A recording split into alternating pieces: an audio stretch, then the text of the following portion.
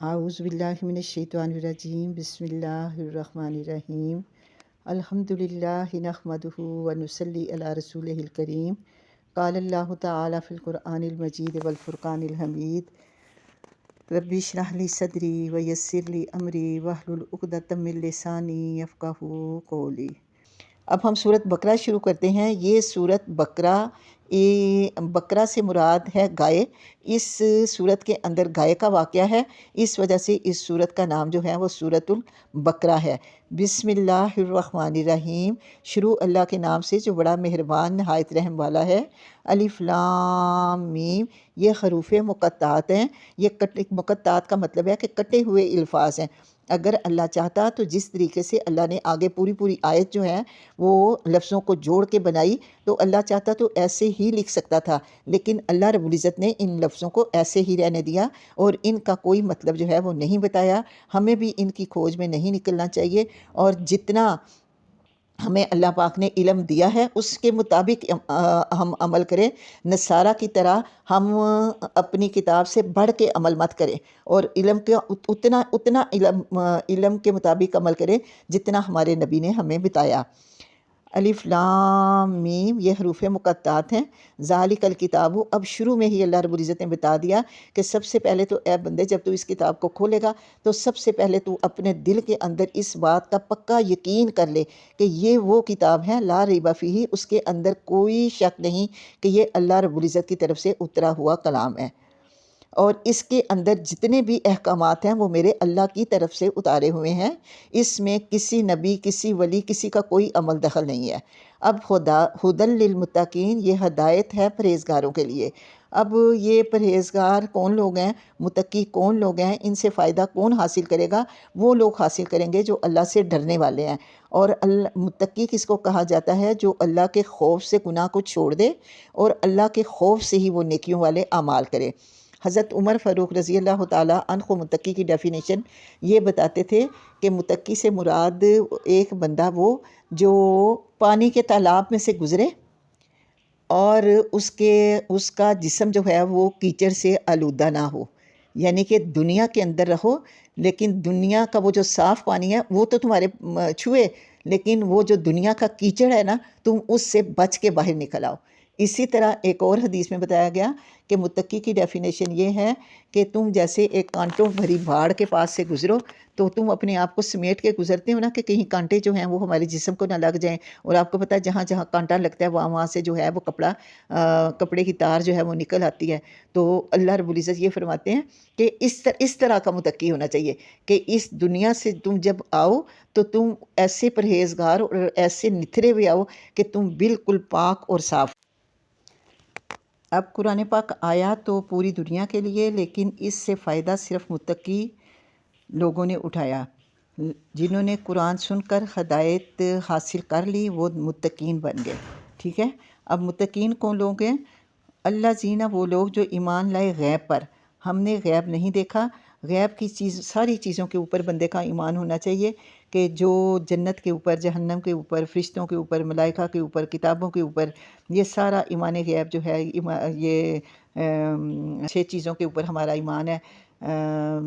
کلمہ توحید، اس کے بعد نماز، روزہ، زکوٰۃ، حج، اور اس کے بعد جب انسان کلمے والا ہو جاتا ہے، اسلام والا ہو جاتا ہے، تو اس کے اوپر 2 چیزیں اور فرض ہو جاتی ہیں۔ ایک اس کے دل کا یقین کہ ہر چیز کو وہ یقین کی آنکھ سے دیکھتا ہے کہ اگر میرے اللہ نے اس چیز کا حکم دیا ہے تو یہ چیز جو ہے یہ میرے ایمان کا حصہ ہے، اور دوسری چیز جو ہے وہ جہاد۔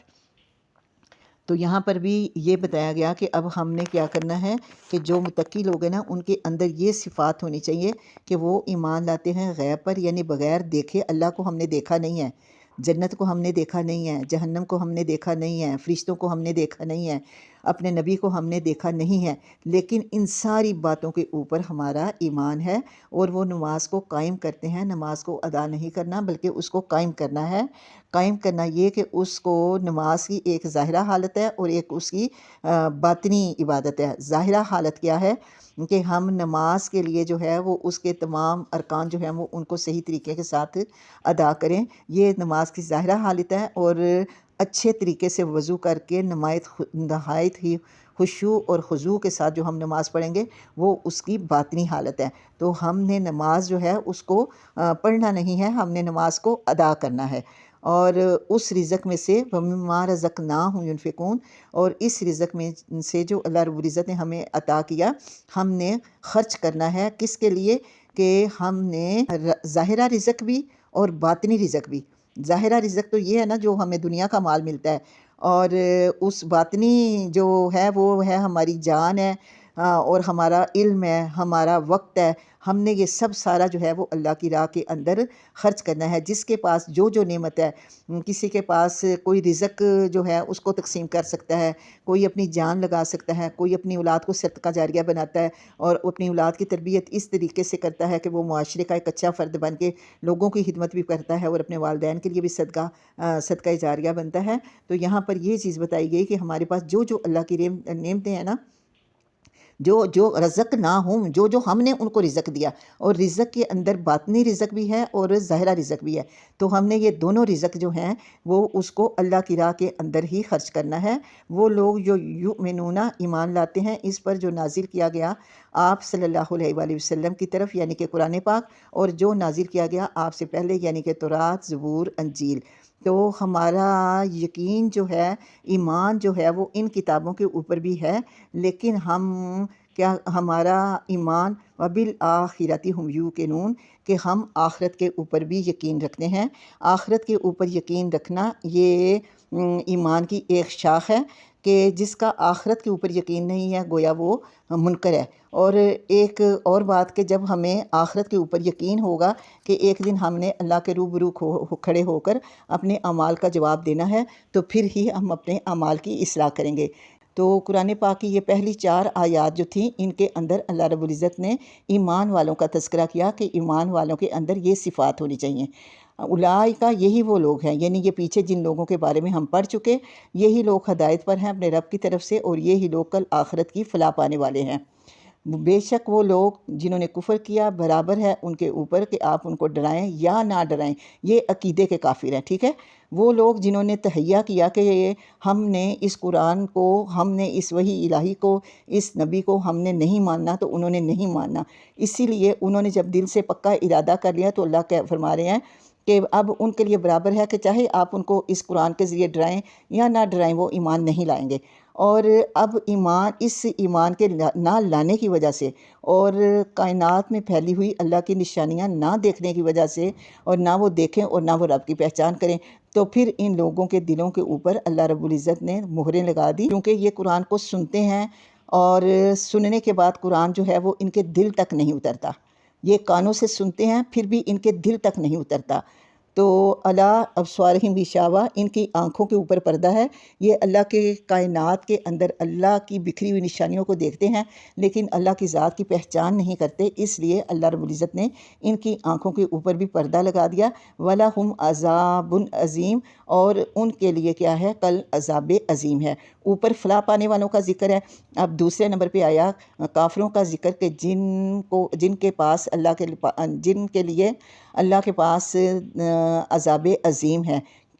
اب یہ ان 2 آیتوں کے اندر اللہ رب العزت نے ہمیں کافروں کی ڈیفینیشن بتا دی، ٹھیک ہے۔ اب اس کے بعد یہ جو اگلی 13 آیتیں ہیں، ان کے اندر اللہ رب العزت نے منافقوں کا ذکر کیا کہ منافق کون ہے۔ پہلا مومن ہے، دوسرا کافر ہے، اور تیسرا منافق ہے۔ اب لوگوں میں سے جو یہ کہتا ہے آمنا باللہ، ہم ایمان لائے اللہ پر اور آخرت کے دن کے اوپر، وما ہم بمؤمنین، لیکن وہ ایمان والا نہیں ہے۔ کیوں ایمان والا نہیں ہے؟ کیونکہ اس نے کلمہ دل سے نہیں پڑھا، وہ 2 روحی پالیسی پہ چلتا ہے۔ یہاں پر آپ کو منافق کی نشانیاں بتا دوں کہ منافق کون ہوتا ہے؟ جو بات بات کے اوپر جھوٹ بولتا ہے، اگر کسی کے ساتھ وعدہ کرتا ہے تو وعدہ خلافی کرتا ہے، اور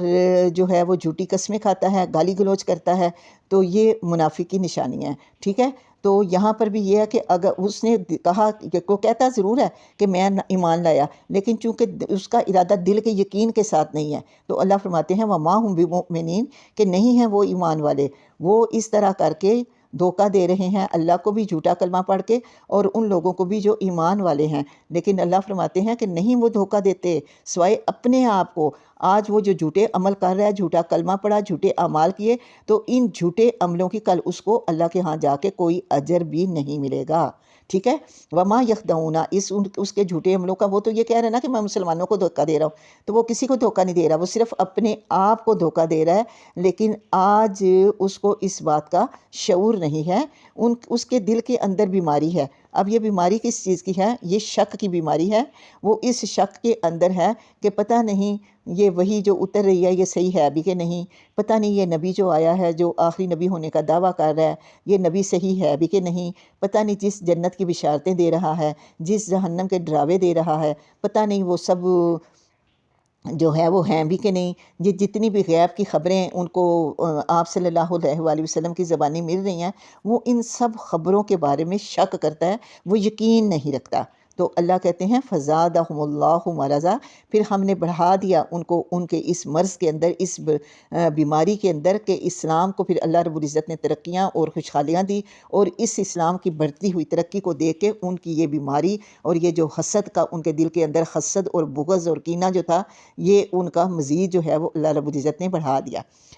اور ان کے لیے آخرت کے اندر کیا ہے؟ عذاب علیم ہے، اس وجہ سے بما کانوا یکذبون، جو وہ جھوٹ بولتے تھے، کیونکہ ان کا ہر عمل جو ہے وہ جھوٹ کی بنا پہ تھا۔ اس بات کے لیے، اس وجہ سے ان کے لیے کل ان کے کسی بھی عمل کا کوئی بدلہ اللہ کے پاس نہیں ہوگا۔ یہ فرمایا جائے گا کہ انہوں نے کیونکہ یہ مسلمانوں کے ساتھ مل کے رہیں گے نا، تو مسلمانوں کی جماعت میں ہونے کی وجہ سے یہ مسلمانوں کے ساتھ نیکیاں بھی کریں گے، لیکن نیکیاں کرنے کے کیونکہ ان کا وہ جو کلمہ ہے وہ سچا نہیں ہے، تو انہوں نے اعمال تو ڈھیروں ڈھیر کیے ہوئے ہوں گے، لیکن کل قیامت کے دن یہ اللہ سے پوچھیں گے، اللہ جب ان کو جہنم میں ڈالنے لگے گا تو کہیں گے کہ اللہ ہمارے اعمال جو ہم نے کیے، اللہ کہے گا وہ دور دیکھو وہ تمہارے اعمال ہے۔ جب یہ بھاگ کے دور سے، جس طرح آپ دور سے سڑک کو دیکھو تو وہ آپ کو چمکتی ہوئی نظر آتی ہے نا، بالکل اسی طرح ان کو اپنے اعمال جو ہیں وہ چمکتے ہوئے نظر آئیں گے، اور جس وقت وہ اس کے پاس پہنچیں گے تو اس وقت کیا ہوگا؟ ایک تیز آندھی چلے گی اور سارے ریت کے ذرے جو ہیں وہ چمکتی ہوئی ریت ہوگی، جو اس وقت جو ذروں کی صورت میں تھی، اور جب یہ لوگ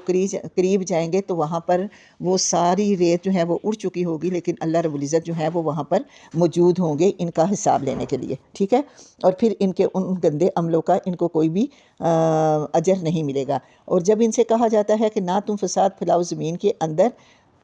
تو وہ یہ کہتے ہیں انما نحن مصلحون، کہ ہم تو صرف اصلاح کرنے والے ہیں، ہم زمین میں فساد نہیں پھیلاتے۔ تو زمین میں فساد کب پھیلتا ہے؟ جب اللہ کے احکامات کی نافرمانی کی جاتی ہے اور لوگ جو ہیں وہ فرقوں میں تقسیم ہو جاتے ہیں، اس وقت جو ہے وہ زمین کے اندر فساد پھیلتا ہے، کیونکہ ہر جماعت جو ہے وہ اپنے آپ کو صحیح کہتی ہے۔ جس طرح ہمارے معاشرے کے اندر آپ یہ دیکھیں کہ حالانکہ ہونا تو یہ چاہیے تھا کہ ایک نبی کی امت تھے، ایک اللہ کی مخلوق ہے، ایک قرآن کے دائی ہیں، تو چاہیے تو یہ تھا کہ ہم ایک ہی جھنڈے کے نیچے ہوتے، لیکن آپ یہ دیکھیں کہ ہماری امت کے، آپ صلی اللہ علیہ وسلم کی امت کے 73 فرقے بنے، اور ہر فرقہ جو ہے وہ اس میں سے اپنے آپ کو یہ کہتا ہے کہ میں ٹھیک ہوں، کوئی بھی اپنے آپ کو غلط نہیں کہتا۔ اور اس طریقے سے پھر جب کوئی بھی اپنے آپ کو غلط نہیں کہے گا تو اس صورت میں جو ہے وہ بگاڑ پیدا ہوگا۔ تو اللہ رب العزت فرماتے ہیں کہ یاد رکھو، خبردار ہو جاؤ اے مسلمانوں کہ یہ لوگ فساد پھیلانے والے ہیں، لیکن آج وہ اس بات کا شعور نہیں رکھتے کہ ان کے ان فسادی جو بھی شخص جو زمین کے اندر فساد پھیلائے گا نا، تو جو پہلا، وہ کہتے ہیں نا، جو پہلا پتھر مارے گا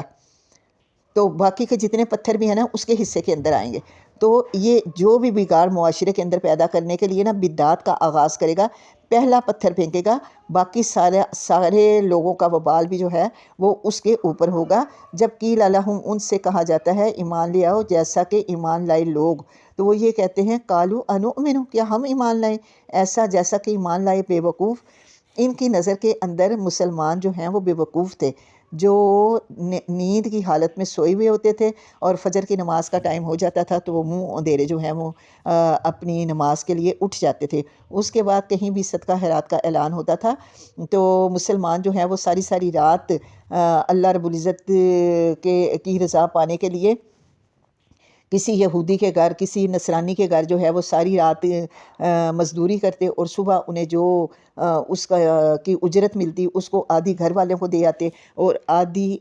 لا کر اللہ کی راہ کے اندر خرچ کر دیتے۔ تو ان کی نظروں میں یہ تھا کہ اتنی محنت سے کمایا ہوا مال اس طرح لوگوں کے اوپر جو ہے وہ خرچ کرنا جو ہے یہ بے وقوفی نہیں تو اور کیا ہے۔ میں نے آپ کو یہاں صرف ایک مثال دی، مثالیں اس کی کئی ہیں، ٹھیک ہے۔ تو اللہ فرماتے ہیں کہ یاد رکھو بے وقوف وہ ہیں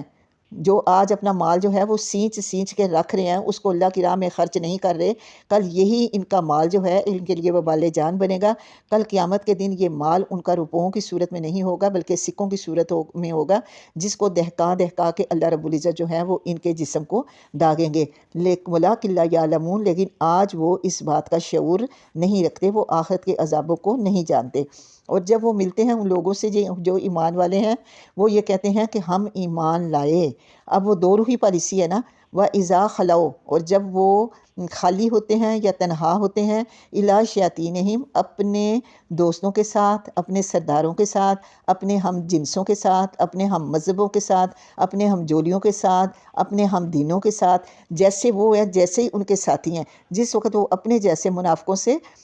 ملتے ہیں تو اس وقت وہ یہ کہتے ہیں اِنَّا مَعَکُمْ، ہم تو تمہارے ساتھی ہیں، انما نحن مستہزئون، ہم تو صرف مسلمانوں سے مذاق کر رہے تھے۔ تو منافق یہی نہیں ہے کہ یہ اس وقت کے منافق تھے۔ منافقت آج بھی آپ یہ دیکھیں کہ ہمارے معاشرے کے اندر کتنی منافقت ہے۔ آج بھی ہم لوگ جو ہیں وہ ہاتھی کے دانت دکھانے کے اور ہیں اور کھانے کے اور ہیں۔ تو جو شخص بھی جو ہے وہ دو روحی، یہ کیونکہ یہ تھے نا منافق جو ہیں، ان کے دو چہرے تھے۔ ایمان والوں کے لیے ان کا چہرہ اور تھا، اور اپنے لوگ جو ہیں ان کے پاس جب یہ جاتے تھے تو ان کا چہرہ اور ہوتا تھا۔ اور قیامت کے دن جس وقت وہ اللہ رب العزت کے پاس آئیں گے تو اس وقت بھی ان کے دو چہرے ہوں گے، اور یہ فوراً پہچانے جائیں گے کہ یہ دو چہروں والے جو ہیں یہ منافقین ہیں۔ تو اللہ فرما رہے ہیں کہ اللہ یستہزئ بہم، کہ یہ کہتے ہیں نا کہ ہم مسلمانوں کا مذاق اڑا رہے ہیں، تو اللہ ان کا مذاق کرے گا ان کے ساتھ۔ وَيَمُدُّهُمْ، اللہ ان کو ڈھیل دیتا ہے،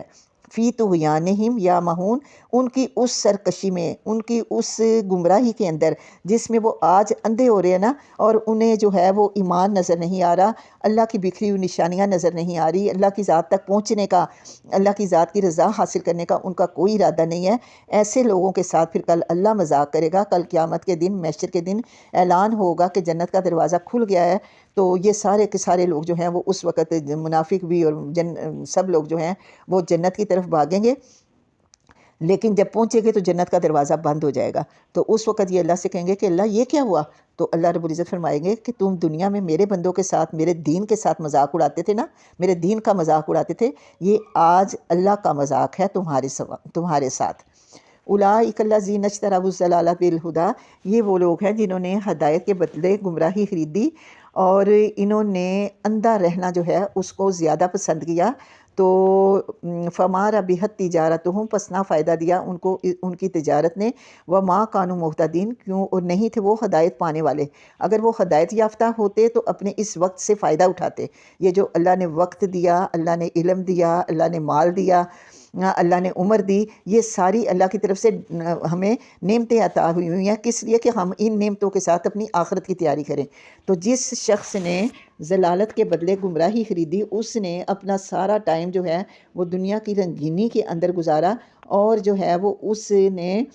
جو ہے وہ اللہ کی ذات کو پہچاننے کی کوشش ہی نہیں کی۔ اس کی مثال میں آپ کو یوں دیتی ہوں کہ ایک شخص اگر برف کا کاروبار کرتا ہے، وہ صبح کے وقت برف کے بلاک خریدتا ہے، اور رات تک اس برف نے تو پگھل ہی جانا ہے، لیکن اگر سارے دن کے اندر اس کی کچھ برف بک جاتی ہے اور اس کے ہاتھ کے اندر کوئی منافع آ جاتا ہے، تو وہ اس کے لیے وہ کسب حلال جو ہے وہ اس نے کیا، وہ اس کے لیے فائدہ مند ہوگا۔ تو اس یہی مثال ہے کہ زندگی تو بندے کی گزر ہی جانی ہے، چاہے وہ دنیا کے اندر رہ کے دنیا کی رنگینی میں گزار دے، چاہے وہ آخرت کی تیاری میں گزار دے۔ تو جس نے ہدایت کے لیے زندگی گزاری نا، اس کو تو کل کچھ فائدہ مل جائے گا، وہ اس کے ہاتھ میں تو کچھ پونجی آ گئی، اس نے اس وقت کو کیش کر لیا۔ تو لیکن جو اس وقت کو کیش نہیں کرے گا، تو پھر ایسے لوگوں کو ان کی یہ تجارت، کیونکہ وقت کے ساتھ بھی ہم تجارت کر رہے ہیں نا، ٹائم تو گزرتا ہی جا رہا ہے، اب اس وقت کو ہم خرچ کر رہے ہیں، اب اس وقت کو خرچ کر کے کوئی تو اللہ کی رضا پا لیتا ہے اور کوئی جو ہے وہ اللہ کی سزا کا مستحق بن جاتا ہے۔ تو اللہ کہتے ہیں ایسے لوگوں کو پھر ان کی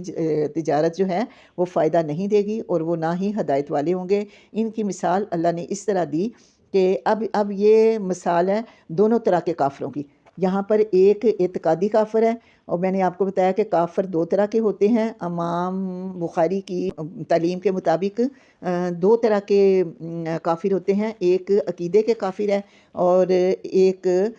جو ہیں عملی کافر ہیں۔ تو جو عقیدے کے کافر ہیں یہاں پر ان کا ذکر ہو رہا ہے کہ مثلہم، ان کی مثال ایسے ہے جیسے ایک شخص نے آگ جلائی، پھر جب روشن ہو گیا اس کا ارد گرد، ذہب اللہ بنورہم، تو چھین لی اللہ نے اس کی روشنائی، وترکہم، اور چھوڑ دیا اس کو انہی اندھیروں کے اندر، لا یبصرون، جو آج اس کو دکھائی نہیں دے رہے۔ اس کا مطلب یہ کہ یہاں پر مثال اللہ زی سے مراد وہ شخص یعنی نبی پاک صلی اللہ علیہ وآلہ وسلم جنہوں نے آگ جلائی یعنی کہ اسلام کا دیا روشن کیا، اضاءت ما حولہ، اس اسلام کی روشنی نے تمام احکامات کو واضح کر دیا، حلال حرام جھوٹ سچ ہر چیز جو ہے وہ کھل کے سامنے آ گئی، لیکن انہوں نے اس کی طرف کان نہیں لگائے، انہوں نے ان کا ارادہ ہی نہیں تھا کہ یہ ایمان لاتے، اسی لیے پھر اللہ نے ان کی روشنائی بھی چھوڑ دی۔ ان کو کائنات دیکھنے کے لیے، وہ کائنات کو دیکھتے تو تھے لیکن ان کو اللہ نے بصیرت کی آنکھ نہیں دی تھی کہ اس بصیرت کی آنکھ کے ذریعے، اس بصیرت کے ذریعے یہ اللہ کی ذات تک پہنچتے، تو اللہ نے پھر ان کو انہی اندھیروں میں چھوڑ دیا جو آج ان کو نظر نہیں آ رہے تھے، یعنی کہ ان کی گمراہی کے اندھیرے۔ تو پھر اللہ نے ان اندھیروں اس طرح ان کے بھٹکنے کی وجہ سے، کیونکہ اللہ ظالم نہیں ہے، اللہ نے اگر مہریں لگائیں تو اللہ نے ان کے اس عمل کی وجہ سے لگائیں کہ جب یہ دیکھنا ہی نہیں چاہتے تو یہ کیا اللہ نے مثال دی کہ یہ سمن، یہ بہرے ہیں، یہ ساری باتیں سنیں گے لیکن حق کی بات ان کو سنائی نہیں دے گی، بکمن، گونگے ہیں، اور سب کچھ بولیں گے لیکن اگر حق دیکھ بھی لیا، حق پہچان بھی لیا، لیکن حق کے بارے میں اپنی زبان نہیں کھولیں گے، یون، پوری دنیا کو دیکھیں گے، کائنات کو دیکھیں گے لیکن اللہ کی ذات کی پہچان نہیں کریں گے۔ اللہ رب العزت اس آیت کے اندر اپنے نبی سے کہہ رہے ہیں کہ فَهُمْ لَا يَرْجِعُونَ، اے میرے نبی وہ سارا کچھ دیکھتے ہوئے بھی، کیونکہ یہ اندھے گونگے اور بہرے ہیں نا، وہ اسلام کی طرف، اس نور کی طرف جو تو لے کے آیا وہ نہیں پلٹیں گے۔ دوسری مثال اب یہ آئی ان منافقوں کی، تو منافق کون سا ہوتا ہے؟ اوک سیبن، یہ ان کی مثال کس طرح کہ جیسے آسمان سے ایک بارش برستی ہے، اس کے اندر اندھیرا بھی ہے، رات کڑک بھی ہے، یعنی کڑک سے مراد یہاں پر ضمیر کی آواز ہے اور برق سے مراد یہاں پر بجلی ہے، کہ ایک منافق کا عمل جیسے ہم نے پیچھے پڑھا کہ وہ دو روحی پالیسی پہ ہوتا ہے، تو اس کے دو چہرے ہوتے ہیں نا، اس کا عمل جھوٹا ہوتا ہے، لیکن اس نے بظاہر تو وہ کلمہ گو ہے نا اور مسلمانوں کو دھوکہ دے رہا ہے، تو اس کو اپنے وہ گناہ جو ہے نا، آسمان سے وہی، یہ بارش سے مراد آسمان سے اترنے والی وہی، ظلمات سے مراد اس کے اپنے گناہ، رات سے مراد اس کی ضمیر کی آواز، جس وقت بارش برستی ہے اور بجلی کی کڑک ہوتی ہے نا، تو اس کا ضمیر اندر سے اس کو جھوڑتا ہے کہ دیکھ ایسا نہ ہو کہ یہ برق، یہ جو بجلی کڑک رہی ہے نا، ایسا نہ ہو تیرے گندے عملوں کی وجہ سے یہ اترے اور تجھے جلا کر خاک کر دے۔ اس کا ضمیر اس کو بار بار ٹوکے دیتا ہے، جیسے عام زندگی کے اندر آپ یہ دیکھیں کہ ہم سے کوئی غلطی ہوتی ہے اور غلطی ہونے کے بعد ہمارا ضمیر جو ہے وہ برابر ہمیں ملامت کرتا ہے کہ تم نے ایسا کیوں کیا، تم نے ایسا کیوں کیا، اور یہ آواز اتنی بلند ہوتی ہے بعض اوقات کہ انسان جو ہے وہ سو نہیں سکتا۔ اور پھر وہ جو ہے آپ اپنی عام زندگی کے اندر اپلائی کریں کہ اگر آپ سے بھی کوئی غلط کام ہو گیا ہوگا، آپ نے غلطی سے کسی کا دل دکھا دیا یا آپ نے غلطی سے کوئی بھی غلط کام کر لیا، تو آپ کے ضمیر کی آواز کیسے آپ کو چین نہیں دیتی۔ تو یہ بھی ایسے ہی ہوتا تھا، پھر وہ یہ کیا کرتے تھے کہ اس ضمیر کی آواز سے بچنے کے لیے اپنے کانوں کے اندر اصابعہم، اپنی انگلیاں جو ہیں، فی آذانہم، اپنے کانوں کے اندر ٹھونس لیتے تھے، کس وجہ سے کہ اس کڑک کے ڈر سے اور موت کے خوف سے۔ واللہ محیط بالکافرین، کیا یہ نہیں سمجھتے کہ اللہ ان کے سارے اعمال کو دیکھ رہا ہے؟ اگر تھوڑی دیر کے لیے ان کے دل کے اندر ایمان کی روشنی بھی آئی، لیکن چونکہ یہ صرف وہ ایک وقتی جذبہ ہوتا تھا، اگلی آیت کے اندر اس کی نشاندہی اللہ رب العزت اس طریقے سے کر رہے ہیں کہ قریب ہے یہ روشنی۔ آج تو اللہ نے بچا لیا،